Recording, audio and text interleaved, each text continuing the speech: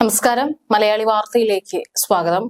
കഴിഞ്ഞ ദിവസത്തെ കേന്ദ്ര ബജറ്റിലടക്കം കേരളത്തോട് മുഖം തിരിച്ച രീതിയിലാണ് കേന്ദ്ര സർക്കാരിന്റെ നീക്കങ്ങൾ.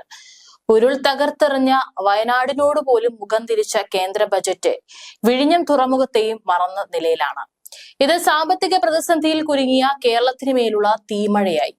24,000 കോടിയുടെ പാക്കേജ്, ദേശീയ ദുരന്തമായി പ്രഖ്യാപിച്ച വയനാടിന്റെ പുനർനിർമ്മാണത്തിന് 2,000 കോടി, വിഴിഞ്ഞത്ത് അടിസ്ഥാന വികസനം ഒരുക്കാൻ 5,000 കോടി, ഇങ്ങനെ നിരവധി ആവശ്യങ്ങളുമായാണ് കേരളം കേന്ദ്രത്തെ സമീപിച്ചത്. പക്ഷേ പ്രതീക്ഷകളെല്ലാം ബഡ്ജറ്റ് തകർത്തു. എയിംസ്, മനുഷ്യ വന്യജീവി സംഘർഷം ഒഴിവാക്കാൻ 1,000 കോടിയുടെ പാക്കേജ് എന്നിവയെല്ലാം ആവശ്യപ്പെട്ടിരുന്നു. കാലാവസ്ഥാ വ്യതിയാനത്തിന് പ്രതിരോധ ശേഷി വർദ്ധിപ്പിക്കാൻ 4,500 കോടി വേണമെന്ന ആവശ്യത്തോട് മുഖം തിരിച്ചു. Silver line semi high speed rail system, കണ്ണൂരിലെ ഇന്റർനാഷണൽ റിസർച്ച് ഇൻസ്റ്റിറ്റ്യൂട്ട് ഇൻ ആയുർവേദം എന്നിവയ്ക്കായി കേരളം ഉന്നയിച്ച ആവശ്യങ്ങൾ ബഡ്ജറ്റിൽ പരാമർശിക്കപ്പെട്ടിട്ടില്ല. അതേസമയം 2014 ശേഷം സ്ഥാപിച്ച ഇന്ത്യൻ ഇൻസ്റ്റിറ്റ്യൂട്ട് ഓഫ് ടെക്നോളജിയിലെ ശേഷി വർദ്ധിപ്പിക്കുമെന്ന പ്രഖ്യാപനം IIT പാലക്കാടിനെ പിന്തുണയ്ക്കുമെന്നാണ് പ്രതീക്ഷ. ജലജീവൻ മിഷൻ 2028 വരെ നീട്ടിയതും അതിനായി ബഡ്ജറ്റ് വിഭവങ്ങൾ വർദ്ധിപ്പിച്ചതും കേരളത്തിന് സഹായകരമാകും. ജലജീവൻ മിഷൻ ലക്ഷ്യങ്ങൾ കൈവരിക്കുന്നതിൽ കേരളം ദേശീയതലത്തിൽ അവസാന സ്ഥാനത്താണ്.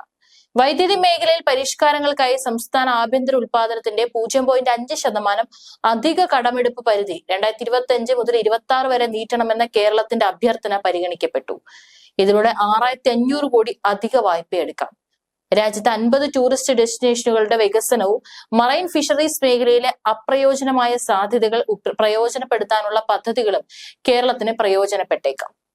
തൊഴിലുറപ്പിൽ കഴിഞ്ഞ തവണത്തെ അതേ വിഹിതം നിലനിർത്തി അത് പ്രയോജനപ്പെടുത്തുന്ന സംസ്ഥാനമാണ് കേരളം.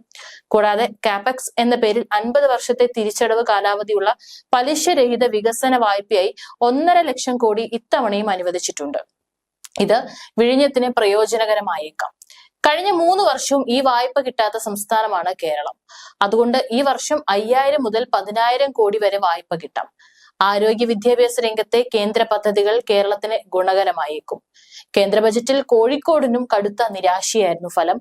കേരളം ആവശ്യപ്പെട്ടാൽ All India Institute of Medical സയൻസിനെ ഇത്തവണയും ബഡ്ജറ്റിൽ പരാമർശമില്ല. ഇതോടെ കോഴിക്കോടിന്റെ സ്വപ്നത്തിന് വീണ്ടും മങ്ങലേറ്റു. കേരളത്തിന് എയിംസ് അനുവദിക്കുകയാണെങ്കിൽ സ്ഥാപിക്കുക കോഴിക്കോട് കിനാലൂരിലായിരിക്കുമെന്ന് മുഖ്യമന്ത്രി പിണറായി വിജയൻ വ്യക്തമാക്കിയിരുന്നു. എന്നാൽ ബജറ്റിൽ എയിംസ് സംബന്ധിച്ച് ഒന്നുമില്ലാത്തതിനാൽ പദ്ധതി നഷ്ടപ്പെടുമോ എന്ന ആശങ്ക ശക്തമായി.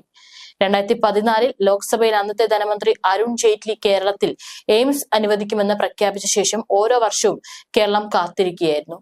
കേന്ദ്ര ബജറ്റിൽ സംസ്ഥാന സർക്കാർ ഉന്നയിച്ച 16 ആവശ്യങ്ങളിൽ ഒന്ന് എയിംസ് ആയിരുന്നു. MK രാഘവൻ MPയും എയിംസിനായി ആവശ്യം സമർപ്പിച്ചിരുന്നു.